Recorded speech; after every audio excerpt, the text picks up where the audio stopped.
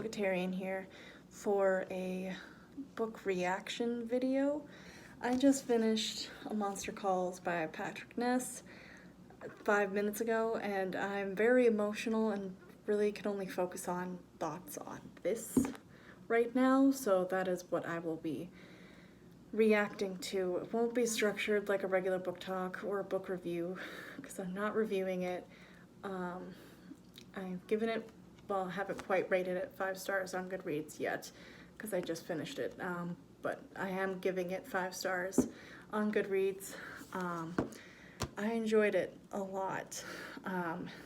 Enjoyment is a little bit of a stretch, but it was really good, and I could really relate to the main character, Connor, a lot, as far as his dealing with grief goes. I mean, this book is literally all about dealing with grief and accepting loss in life.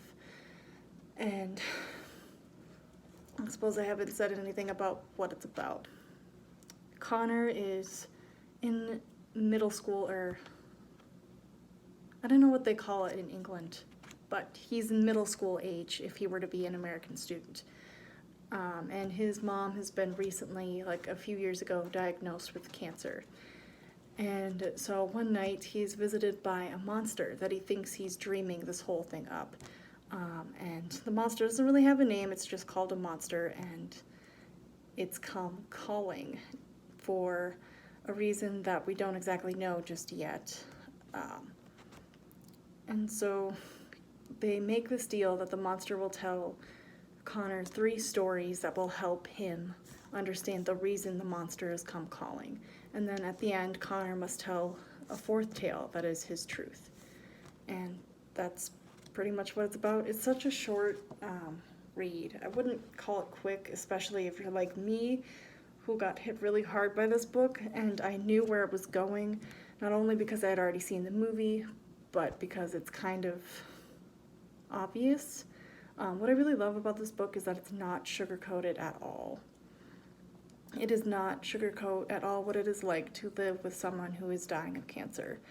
It is not sugar-coated on how hard it is to grasp the idea of someone you love dying.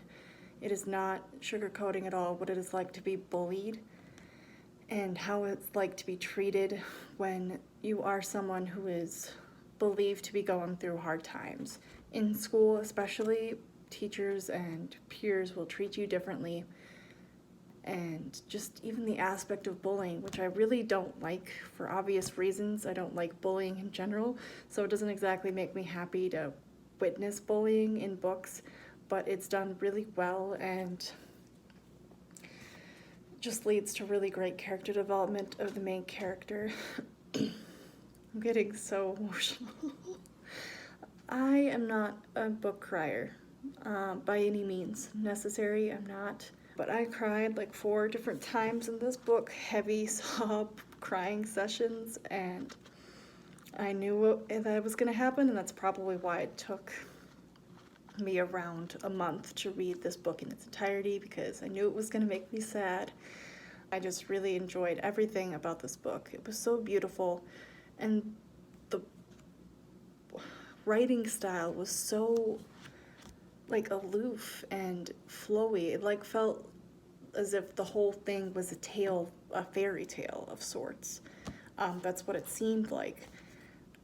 And I loved how the monster wasn't seen as some scary thing, even though it is called a monster. Because of course Connor is not necessarily scared by him. Because if he was, it wouldn't make anything that the monster would have to say all that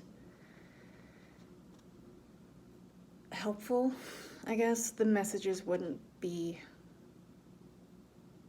as successful in their intending purpose as they would be if the monster was portrayed as an actual monster-like being. But he's seen as more of a deity, like an immortal being, because he's telling tales from like 150 plus years ago, so you assume he's been alive for the longest time. And I really like that to make things easier on Connor, he sort of presents himself in the form of the yew tree that's in the church that Connor can see from his window.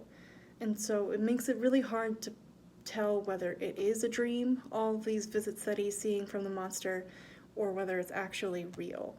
And then at some point I did come to the conclusion that it was just a manifestation of Connor's grief in the end, and I